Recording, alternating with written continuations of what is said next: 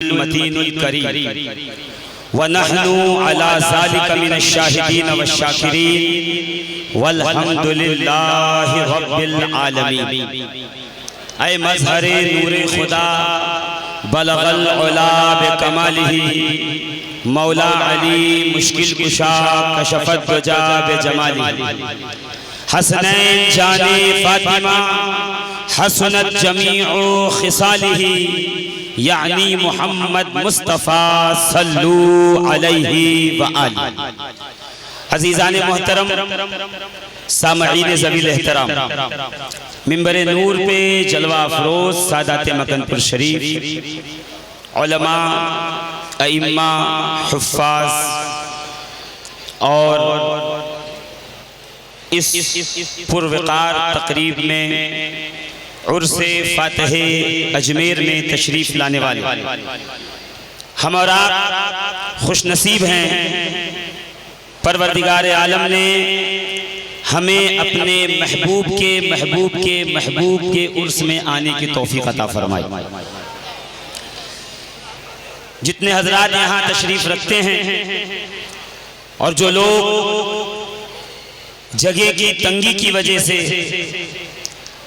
यहाँ नहीं आ सके, वो बाहर खड़े होकर सुन रहे हैं, वो मुस्तहिक हैं इस बात के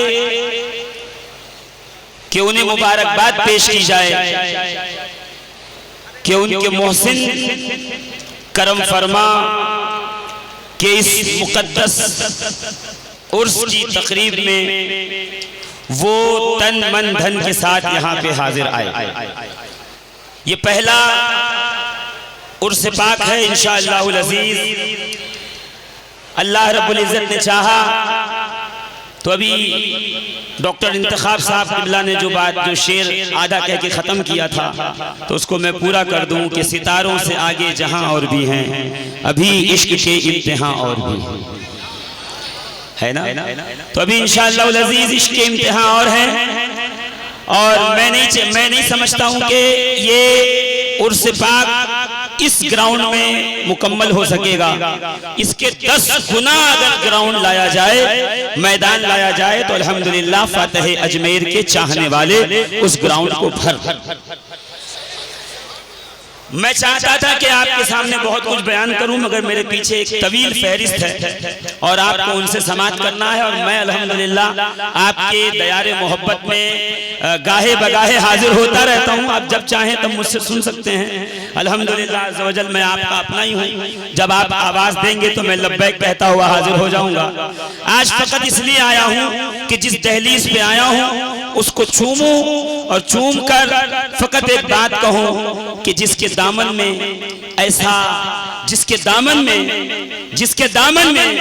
ऐसा शेर नर हो, फिर वो सिलसिला कभी दबाया नहीं जा सकता, वो कौम कभी झुकाई नहीं जा सकती, उन लोगों को कभी झुकाया नहीं जा सकता जिसके पास क़यादत के लिए ऐसा कायद मौजूद हो। और अज़ीज़ाने मोहतरम, आप पहले भी सुन चुके और बाद भी सुनेंगे कि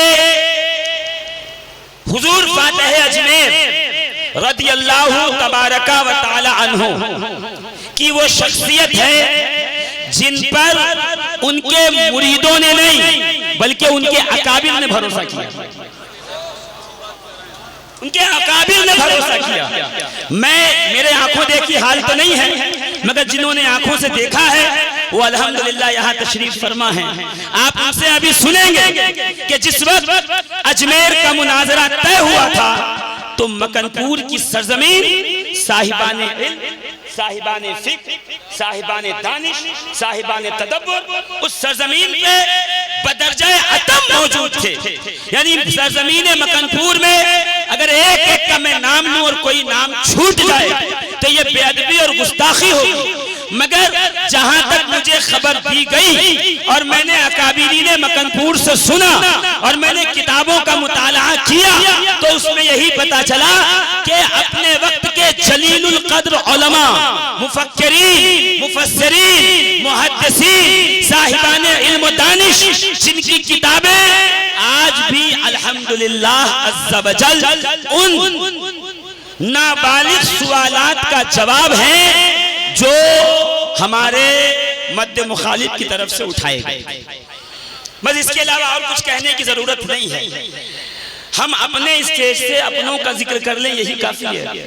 ये इतना सब खर्चा करके, हम इतनी मेहनत करके यहाँ नहीं आए कि यहाँ आके किसी और का प्रचार और प्रसार करें।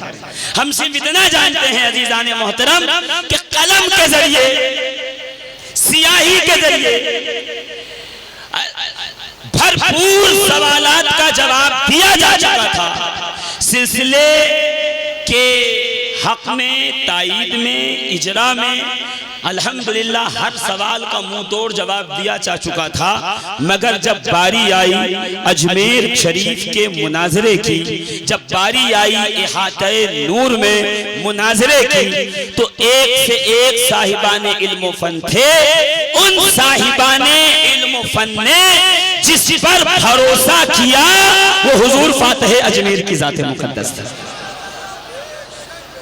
और अल्हम्दुलिल्लाह हमें तो फख्र है कि हम हुजूर फातिह अजमेर को देखने वाले, उनकी सोहबत में बैठने वाले, उनसे फैज़ उठाने वाले हैं। जब जब मैं परतापुर शरीफ हाजिर हुआ, मैंने हुजूर फातिह अजमेर की बारगाह में ज़ानुए अदब तय किया। और हुजूर फातिह अजमेर ने यहाँ तक कि जब आप अस्पताल में थे, मैं वहां भी पहुंचा तो हुजूर फातिह अजमेर में अस्पताल में बेड पर हालत बीमारी में भी अगर कोई गुफ्तगू की तो इल्मी गुफ्तगू की, हदीस के बारे में गुफ्तगू की। जब भी हम मुलाकात करते हैं, मेरे साथ एक एक गवाह होगा, जरूरत हो तो मैं पेश कर दूंगा। हुजूर फातिह अजमेर सिर्फ यही कहते थे कि वो तो अदब से बड़े कुछ भी जो है लक़ब दे दें। छोटों की तो हैसियत यही है ना कि वो अपने जूते में रहें। अगर वो अपने जूते से बाहर निकल जाएं, फिर ये उनके लिए भी बहुत बड़ा नुकसान है। तो वो क्या कहते थे वो छोड़ो, वो सिर्फ यही कहते थे कि बाबू ये तकरीर जो करते हो करते रहो, मगर एक काम करो, तुम मेरे जद्दे करीम मौलाए कायनात की बारगाह में एक कलमी खिदमत पेश कर दो और वो तमाम अहादीस को एक जगह पे जमा कर दो जो मेरे जद्दे करीम मौलाए कायनात की फजीलत में आई है। यहाँ तक के जब आप अस्पताल में थे और हम वहां पहुंचे तो हुजूर फातिह अजमेर ने उस जगह पर ईमान अबू तालिब का मसला उठाया था और कहा था, जा रहे हो जी मियाँ वहां पे मौजूद थे, जा रहे हो बंबई से अगर फला किताब मिल जाए तो मेरे लिए जरूर भेजना। मैं चाहता हूं कि मैं उसका मुताला करूं और बातिल को दंदान शिकन जवाब दूं। मैं हैरान था कि एक शख्स पेट पर लेटा हुआ है, एक शख्स 2 दिन पहले अभी गैस ऑक्सीजन लगी थी, अभी ड्रिप चल रही है, जिस्म कमजोर और लागर है, 2 लोग मिलके उठा रहे हैं। मगर जुस्तजू अपने खानदान की तायीद के लिए, अपने खानदान के दिफा के लिए, अपने अजदाद के दिफा के लिए इतनी है कि इस बिस्तर पे भी आप चाहते हैं कि मैं वो किताब हासिल करूं और अपने जद्दे करीम का दिफा करता रहूं। अभी मैं कह दूं कि हुजूर फातिह अजमेर के दर से फला आया, दुआ लेके गया, शिफा मिल गई, फला आया, दवा मिल गई, फला आया, ये सब करामत हैं, आप सुनते रहोगे। फातिह अजमेर एक तहरीक का नाम है, फातिह अजमेर एक मिशन का नाम है, फातिह अजमेर एक यूनिवर्सिटी का नाम है, फातिह अजमेर एक फिक्र का नाम है। फातिह अजमेर इस दौर के अंदर जहां पे हर एक को एतदाल की सूझी है, जहां पर हर एक को ये फिक्र है रोजी रोटी कैसे चले, मैं क्या कह दूं तो मुझसे सब राजी हो जाए, मैं क्या बोल दूं मुझसे सारे के सारे राजी रहें। ऐसे दौर में भी हुजूर फातिह अजमेर रदियल्लाहु तबारक व तआला अन्हु ने हमेशा हक गोई फरमाई, हमेशा अहकाके हक फरमाया, हमेशा अब्ताले बातिल फरमाया और हमातन गोश रहे। एक सवाल अगर कहीं से निकल कर आया, हुजूर फातिह अजमेर किसी भी हाल में हो, आपने अपने मिंबर से उस सवाल का दंदान शिकन जवाब अता फरमाया है। बहेड़ी का जलसा हो, बाकर नगर गौटिया का जलसा हो, या दीगर अतराफ अकनाफ के जलसे हैं, मैंने देखा है। दीगर मुअज़्ज़िज़ीन आते हैं तो वो कहते हैं जलसा आधा हो जाएगा तो हम चलेंगे और फिर वहां बैठेंगे। फातिह अजमेर की आदत करीमा थी, वो कहते थे जल्दी ले चलो, जल्दी ले चलो। और एक सरपरस्त ऐसा ही हो, मुझे जल्दी ले चलो स्टेज पे, मैं भी सुनूंगा। और देखा है मैंने 2-2, 2.5, 3-3 घंटे इस बीमारी की हालत में भी, कमजोरी की हालत में भी मिंबर पे बैठते और सरपरस्ती का हक अदा फरमाया करते थे। कौन थे हुजूर फातिह अजमेर? चौड़ी पेशानी, किताबी चेहरा, एकदम दुरुस्त नाक, कद कामत देखो तो बुजुर्गी उससे हुएदा हो, लब खोले तो ऐसे लगे कि बात कोई पीएचडी होल्डर, कोई 2-4-10 बार पीएचडी किया हुआ शख्स बोल रहा है। अल्लाह अकबर। हम हुजूर फातिह अजमेर की खिदमत का क्या जिक्र करें, हमारा हिस्सा ही नहीं है उसमें। हम तो उस वक्त आए जब इस बाग में हरियाली आ चुकी, हम तो फल काटने वालों में से हैं। फातिह अजमेर वो हैं जिन्होंने इस संगलाख जमीन को हमारे लिए नर्म, तो उसका हक भी यही है ना कि जिस जलसे में जाएं तो फातिह अजमेर का जिक्र हो। मैं तकरीर नहीं कर रहा, मैं सिर्फ एक तबसरा कर रहा हूँ। जिस जलसे में जाएं तो हुजूर फातिह अजमेर का जिक्र तो हो ना। क्यों? हमारा शिकवा यही है कि ये हिंदुस्तान वाले लोग अपने मोहसिन को भूल गए, तो मेरा भी शिकवा यही है कि हम इस दौर के आज के मदाद में अपनी बात कर रहा हूँ, 2, 5, 10 साल वाले हैं, वो अपने मोहसिन को भूल गए, वो अपने मोहसिन का जिक्र नहीं करते। बेशक सादाते मकनपुर की खिदमत लाजवाल है, नहीं मिटने वाली है।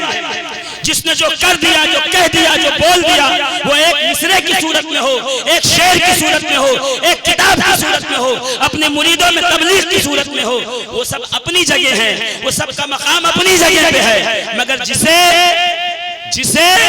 80 के दशक के मनाजरे का इमाम बनाया गया, वो इमाम और है जिसके बच्चों ने भी भरोसा किया, बराबर वालों ने भी भरोसा किया, बुजुर्गों ने भी भरोसा किया, और ये कह के बताया कि इस वक्त की इमामत भी मरगूब आलम के हाथ में है और हमारी क़यादत भी मरगूब आलम के हाथ में। अब कोई नाराज हो जाए तो हो जाए, और मैंने पहले यही कहा था कि जिसको मकनपुर आना हो वो परतापुर हो के आए, इसलिए कि मैं वसीले वाला आदमी हूँ, बगैर वसीले के कहीं नहीं जाता। मैं पहले यही कहता हूँ कि मदीना जाना है तो फिर एक काम कर, पहले नजफ़ अशरफ, नजफ़ अशरफ जाना है तो फिर एक काम कर, पहले करबलाए मोहल्ला, करबलाए मोहल्ला जाना है तो फिर एक काम कर, पहले मकनपुर शरीफा, पहले बगदाद चल, अजमेर चल। जब उनके शहजादों के कदमों में जाएगा ना तो वो खुद तेरा रास्ता हमवार करते चले जाएंगे। तो मैं यही कहता हूँ जिसको मकनपुर आना है ना, उसको फिर चाहिए कि परतापुर होकर के धीरे से आ जाए, इंशाअल्लाह यहाँ से रास्ता उसको साफ मिलेगा। हम और आप हुजूर फातिह अजमेर के इस मुकद्दस उर्स के मौके पे आए हैं, और इंशाअल्लाह उल अज़ीज़ जितनी तादाद में लोग आए, जहाँ तक आवाज़ जा रही है सुन लीजिए। मुझे कहा भी गया है और मैं ऐलान भी कर रहा हूँ कि इंशाअल्लाह उल अज़ीज़ वो तारीख फिर से दोहराई जाएगी जिसे हम और आप मोहब्बते अहले बैत कॉन्फ्रेंस के नाम से जानते हैं। अज़मते अहले बैत कॉन्फ्रेंस याद है ना आपको? अल्हम्दुलिल्लाह अज़्ज़ा वजल गवर्नमेंट कॉलेज का वो ठाटे मारता हुआ समंदर, वो मदारी सम्मेलन, वो मुकद्दस नजारा, इंशाअल्लाह अज़ीज़ तारीख आपको तय करके बता दी जाएगी। मगर महीना दिसंबर का होगा, उर्स मदार होगा, उर्स मदार के बाद हम फिर से एक बार जमा होंगे और बाप दादा का भी जिक्र करेंगे और उनके घर वालों का भी जिक्र करेंगे। जोर से बोलो ना, और जोर से सारा मजमा हाथ उठा के बोले एक बार, दम मदार। हुजूर फातिह अजमेर की अगर मैं मिसाल दूं तो हुजूर फातिह अजमेर की मिसाल ऐसी ही है जैसे इब्तिदाए दौरे रिसालतो नबूवत में हुजूर फारूक आजम की जात, सरकार फारूक आजम ईमान सब ला रहे थे, सबका ईमान अपनी जगह, जिसमें हुजूर अमीर हमजा भी थे, मौलाए कायनात भी थे, हजरत सैयदना उबैदा बिन हारिस भी थे, सबका मकाम अपनी अपनी जगह, मगर जब सरकार फारूक आजम इस्लाम के इस मुकद्दस और मजबूत किले में दाखिल हुए तो फिर ऐलान फरमाया कि अब दबने लचने की जरूरत नहीं है, अब चलो काबे की छत पे खड़े होकर के अजान दीजिए। अब नमाज छुप छुपा के नहीं, खुल खुला के पढ़ेंगे। अजीजाने मोहतरम, हुजूर फातह अजमेर की मिसाल दी जाए तो उसी वाक़े से दी जाएगी कि एक जमाना था मौलवियों, मुफ्तियों, आलिमों, मुक़र्रिरों, खतीबों, शायरों की तादाद और बहुतात की बुनियाद पर सिलसिला मदारिया को हर स्टेज से, हर गली से, हर नुक्कड़ से, हर करिए से, हर गांव से निशाना बनाया जाता था। मदारियों को सताया जाता था, उनके सामने सवालों की फहरिस्त की जाती थी। सरकार हुजूर फातह अजमेर ने उस दौर में जनाब फारूक आजम की याद ताजा कराई और इस तरह खुलकर मदारियत की क़यादत फरमाई कि अब आलम यह है, मदारी जहां भी है पुकार के कहता हमसे क्या मुनाजरा करेगा, तू अजमेर में हार चुका है, तू सब कुछ खो चुका है, तेरे पास हारने को कुछ बचा नहीं। नारे तकबीर, नारे रिसालत, नारे हैदरी, टमदार फैजान हुजूर फातह अजमेर, उर्से हुजूर फातह अजमेर, सादाते मकनपुर शरीफ। इमाम हसन के तर्जमे में मैंने एक बात पढ़ी थी, वो बोलूं कि नहीं बोलूं? जोर से बोलो, बोलो ना। हुजूर इमाम हसन मुज्तबा अला जद्दही व अलैहि सलातो व तस्लीम के तर्जमे में एक बात पढ़ी थी कि जब उनकी फजीलत अल्लामा इब्न कसीर ने बयान की तो कहा सुनो, बनी हाशिम में तीन चीजें बहुत बदर्जे अतम पाई जाती है। क्या? करा उनकी खूबसूरती, हुस्न, सखावत और शुजाअत का ये तीन उन्वान बांधकर अल्लामा इब्ने कसीर ने इमाम हसन की फजीलत बयान की और आपके फजाइल बयान करना शुरू फरमाया। अल्हम्दुलिल्लाह अज़्ज़ा वजल हमने हुजूर फातह अजमेर में ये तीनों खसाइल बदर्जे अतम पाए। खूबसूरती और हुस्न क्या था ये आपको बताने की जरूरत नहीं, सखावत क्या थी ये आपको बताने की जरूरत नहीं है। क्या वो लोग भूल गए जब चटाई और दरी बिछाकर वो सरकार मदारे पाक का जिक्र किया करते थे, कोई इतने बड़े बड़े जलसे और स्टेज और ये जगमग ज़ीनतें नहीं होती थी, दरियां बिछा के उस पे मदारे पाक के जलसे किए जाते थे, सरकार का जिक्र फर्म किया जाता था। तो हुजूर फातह अजमेर नजराना लेने वालों में से नहीं है, बल्कि ऐसे जलसा कराने वालों को खुद अपने जेब से चंदा देने वालों में से। ये अब्दुल लतीफ साहब यहाँ तशरीफ फरमा, सिर्फ नजराना लेने जाते थे फातह या जेब से भी देने जाते हैं? जी अब्दुल लतीफ साहब कह रहे हैं मेरा भी मुकर्रिर अंदर से जो है अंगड़ाई ले रहा है। मैं कहूँ नहीं, अपना शायर ही आप रखिए जिम्मेदार, इंशाअल्लाह काम आएगा। मगर मैं इतना कहना चाहता हूँ अजीज़ाने मोहतरम कि हुजूर फातह अजमेर की खिदमत जलीला अल्हम्दुलिल्लाह अज़्ज़ा वजल सिलसिले आलिया मदारिया में सुबह क़यामत तक जब तक बनी नौ इंसान सांसें ले रहा है उनकी खिदमत का एतराफ़ करता रहेगा। और मेरा वक्त खत्म हो गया, मैं चाहता हूं कि अपनी जगह लूं, मगर वो बात बता के जो मुझे कही गई, क्या फातह अजमेर हुस्न, सखावत और शुजाअत की बात करते हैं आप। कभी अपने साथ कोई वफद लेके नहीं घूमा, तने तन्हा इस परतापुर की सरजमीन पर आप शीशा पिलाई दीवार की तरह खड़े रहे और आपने लोगों को बता दिया कि जान तो जा सकती है मगर सिलसिलाए आलिया मदारिया का दिफा नहीं छोड़ सकता। अल्हम्दुलिल्लाह आखिरी लम्हे तक हुजूर के विसाल से 3 दिन पहले मैं परतापुर हाजिर हुआ था। हुजूर के किडनी के अंदर कुछ मसला था और आप जो है वो डॉक्टर से विजिट के लिए, मुलाकात के लिए तशरीफ ले जा रहे थे। तो आपने कहा खाना खा लो, खाना खाने के बाद वक्त होए तो चले जाना, अगर मैं आऊंगा तो दोबारा मिलूंगा और दोबारा मुलाकात होगी। मगर फिर ऐसा नहीं हुआ। मेरी जो है यहाँ से गाड़ी का वक्त हुआ और मुझे जो है साहबजादे ने ले जाकर के स्टेशन तक छोड़ा और मैं घर पहुँचा और 3 दिन के बाद फिर ये खबर आई कि हुजूर फातह अजमेर हम लोगों के दरमियान से जुदा हो गए, अपने खालिक हकीकी से जाके मिले। तो आप लोग खुशनसीब हैं जिस दरवाजे पे आए हैं। ये अपने वक्त के उस मुजाहिद अकबर का दरवाजा है, अपने वक्त के उस मुजाहिद आजम का दरवाजा है, इस इमाम मदारियत का दरवाजा है। अजीजान मोहतरम, यहाँ बैठे रहोगे हमेशा लोगों की नजर बस से महफूज रहोगे।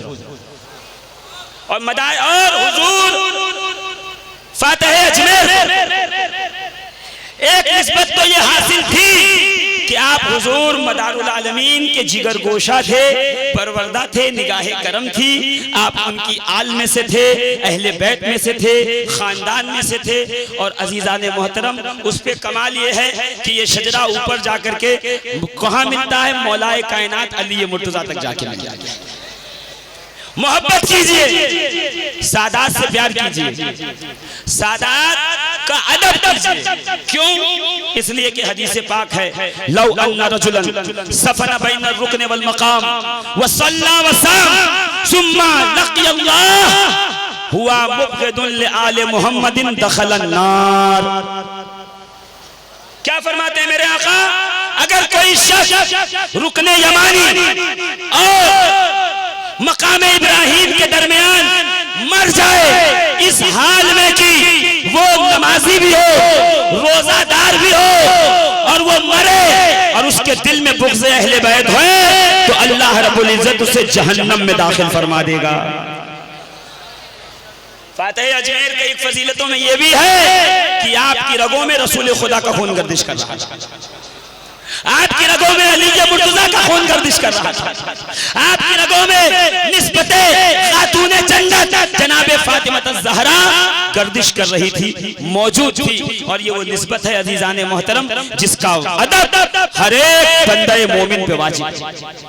और रसूल करीम ने साफ फरमा दिया, क्या अगर कोई शख्स इस हाल में जिंदगी गुजारे कि रुकने यमानी और मकाम इब्राहिम के दरमियान यानी दिन रात हर सांस के बदले में उसे नेकियां मिल रही हो और वो रोजेदार भी हो और वो नमाजी भी हो, इस हाल में अगर उसे मौत आ जाए तो उसे जन्नत नहीं मिलेगी जब तक कि उसके दिल में अहले बैत की मोहब्बत न हो।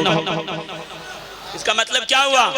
इसका साफ मतलब हुआ, अगर बुग़्ज़ अहले बैत की बीमारी दिल में है तो फिर नमाजों की टैबलेट काम नहीं आएगी, फिर रोजे का इंजेक्शन काम नहीं आएगा, फिर हज का कैप्सूल काम नहीं आएगा, फिर कोई नेकी काम नहीं आएगी। फिर क्या होगा? कि तुम्हें जहन्नम में दाखिल कर दिया जाएगा। यानी जो सवालात है ना, जो इस्लाम के जो वाजिबात हैं उनमें लाजिम जुज़ है रसूल की अहले बैत से मोहब्बत करना। मुझे याद है कि जब मैंने किताबुल ईमान इब्ने माजा की हदीस पढ़ी कि अहले बैत के नाम लेके पागलों पे दम कर दिया जाए, अल्लाह पागलपन दूर करता है, तो इसी बाकर नगर गौटिया में हुजूर फातह अजमेर ने कहा था, हाँ हाँ ये बात सच है, मैं मरगूब आलम खुद ने ऐसे मरीजों को ये नाम पढ़ के दिया है कि वो मौत के बिस्तर पे थे, खुदा ने इस नाम से उन्हें शिफा अता फरमाई। मैं जो बातें कर रहा हूं ऑन रिकॉर्ड है अल्हम्दुलिल्लाह। तो हुजूर फातह अजमेर का मिशन क्या था? मदारियत की तरवीज और इशाअत, मदारियत के लिए जीना, मदारे पाक की नामूस के लिए जीना और मरना, ये था मदारे पाक का मिशन, ये था सरकार फातह अजमेर का मिशन। तो हम और आप इस मुबारक उर्स में आए हैं, तो इसी वादे और इरादे के साथ इस फर्श से उठेंगे कि जब तक जिंदा रहेंगे हुजूर फातह अजमेर के नक्शे कदम पे चलते रहेंगे। जोर से बोलो ना, दोनों हाथ उठा के, ऐसे वादा हाथ दिल पे रख के मत करो, हाथ उठा के वादा करो, फातह अजमेर के मिशन पे चलते रहेंगे, मदारियत के लिए तन मन धन सबकी कुर्बानी देंगे, आका के हक करेंगे, बातिल से कभी नहीं डरेंगे, खिदमत मदारियत करते रहेंगे, हमेशा सादात की इज्जत करेंगे, अहले बैत से मोहब्बत करेंगे, इश्क़ रसूल के समंदर में गोता लगाते रहेंगे जब तक जिंदा रहेंगे, दम मदार कहते